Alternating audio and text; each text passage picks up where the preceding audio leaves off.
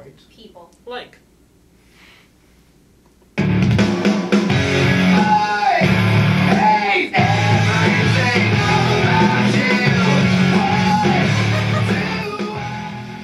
Number 17.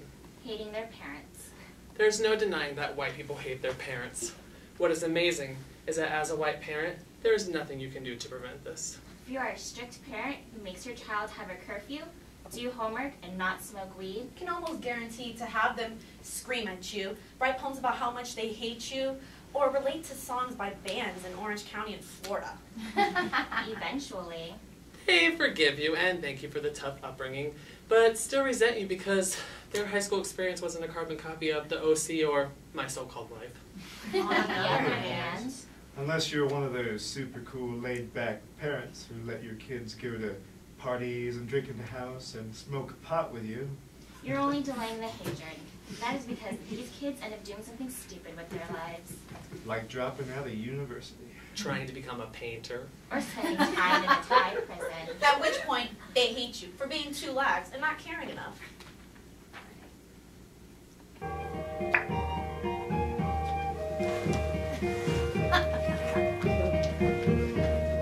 Frère Jacques, dormez-vous, dormez-vous. Number 119. Sea salt. Regardless of how much a white person cooks or how long they lived in their current home, they all have a tub of sea salt in their pantry. In fact, it's one of the few foodstuffs that white people actually bring with them when they move.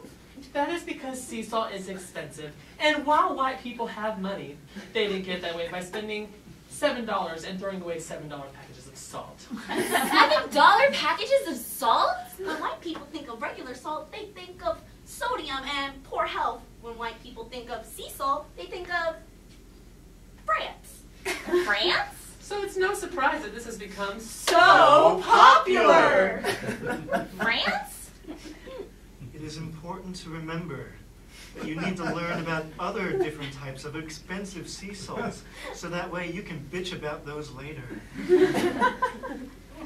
To a white person, this shows that you know and then love expensive things, but feel sad. You can't afford them yet.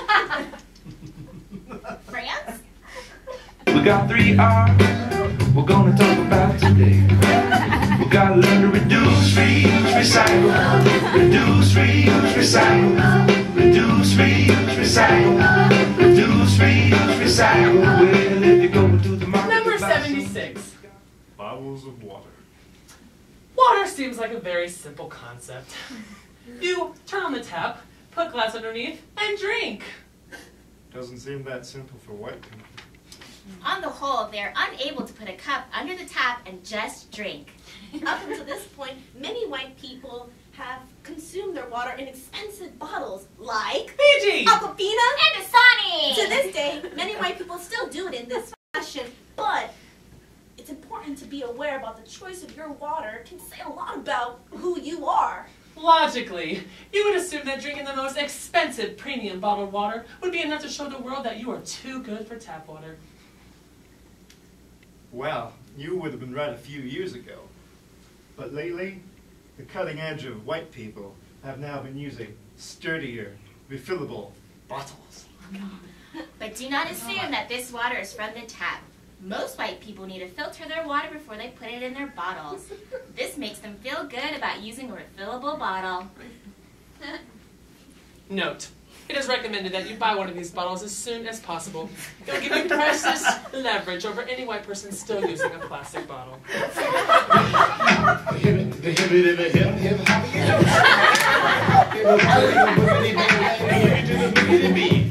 Now what you hear is not a test, I'm rapping to the beat. And me, the groove, and my friends are gonna try to move your feet. You see, say hello to the white, the red, and the brown, and the yellow, bang, bang. The boogie to the boogie, say up, jump the boogie to the back, and let's rock. You don't stop, rock the rhythm, and I'll make your body. Number 17, 117. Self-aware hip-hop references. Among the wrong kind of white people, there are few more hated than the wigger or the white thug. Although it is common and acceptable for the right kind of white person to dress and act as though they were Japanese, Chinese, or European.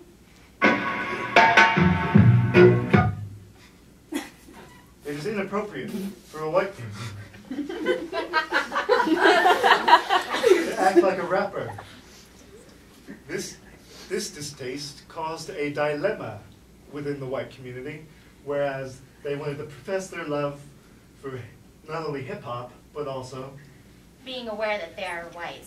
The brilliant solution they came up with was to appropriate hip-hop words and mannerisms and filter them through A white appropriateness system. For example, white people find it particularly hilarious to take slang and enunciate every word properly. Homie, that béarnaise sauce you made is whack. Do you know what I am saying? For real? I changed up this butter. I mixed up the style. Let the haters hate, and I will watch this deliciousness pile up. Since the above exchange involves people who are aware of their whiteness, it's hilarious. But if it was to be said by wiggers, it'd be tragic. If you can recite rap lyrics with perfect enunciation, they will always find it funny. As a rule of thumb, the more popular the rap artist, the funnier it gets. Best option, 50 Cent, Tupac, Biggie Smalls, or Jay-Z. Note, avoid Kanye West. In terms of physical condition, white people enjoy nothing more than throwing up fake gang signs in photos. Again, if this is done by a wigger, it is Tragic. If it's done by the right kind of white people, It's hilarious! It's best not to mention how these gang signs have often resulted in awful, senseless deaths. that will ruin the joke.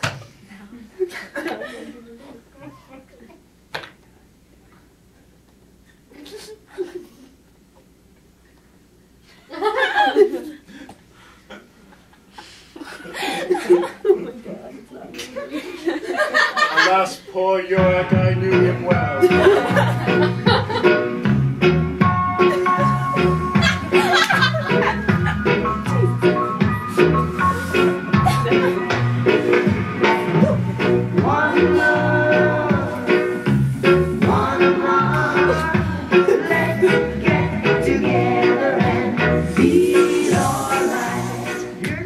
Number 125.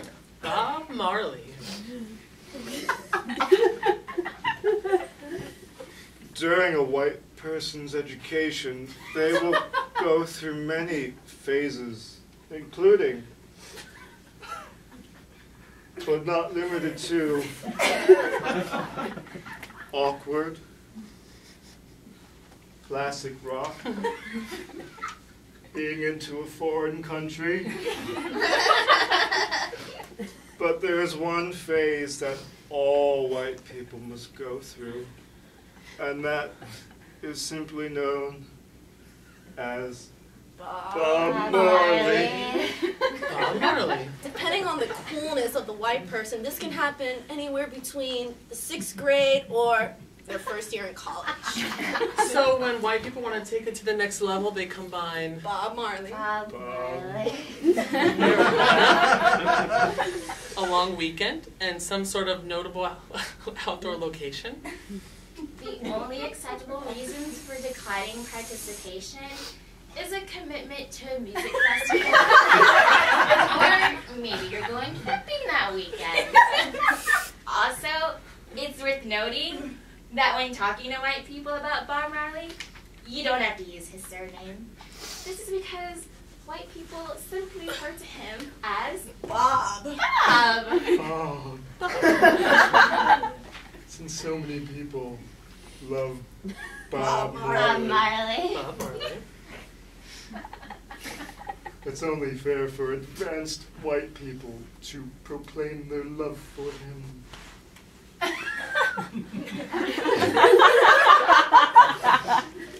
Note, when talking to a white person who's really into Bob Marley, professes to be a Rastafarian or has dreadlocks, it is important that you end the conversation immediately. These people have no value. Bob Marley.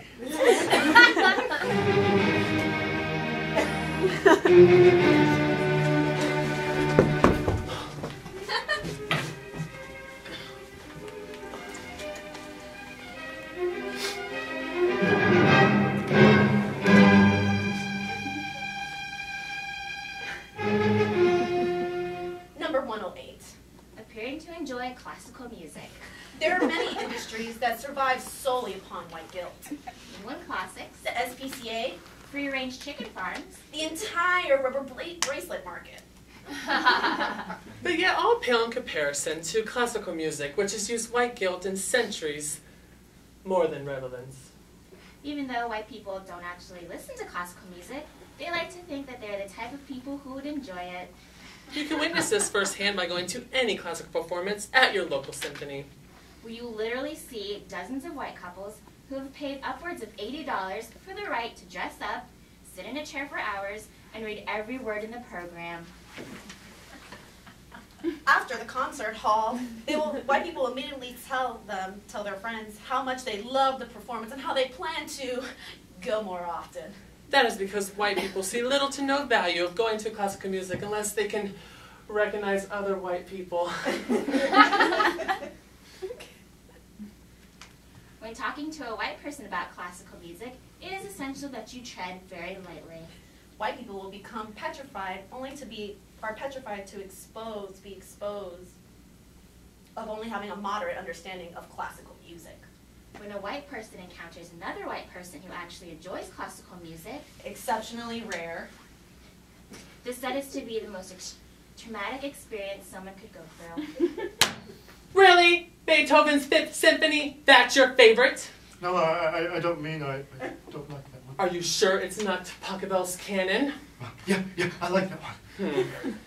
Even the possibility of this conversation happening scares the white people into attending up to, but no more than, 2 concerts per year. White people start to list more contemporary composers as their favorites. Of course, the easiest way for this to happen is for the white person to listen to a composer's music that is in an indie film. knowing these composers will give you the golden ticket into appearing to be smart, but not too smart.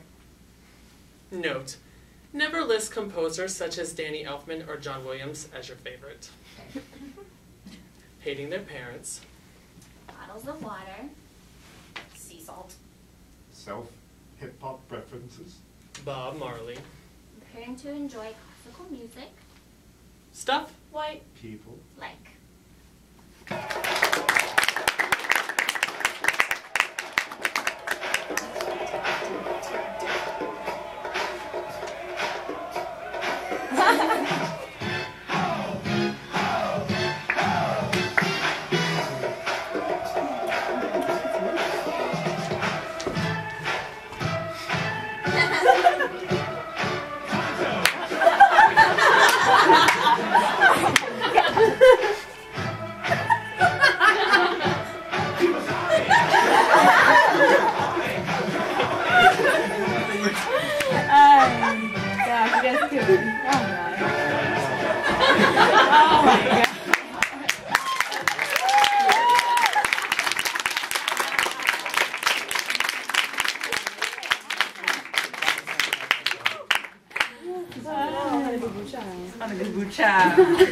That concludes our evening of fabulous performances.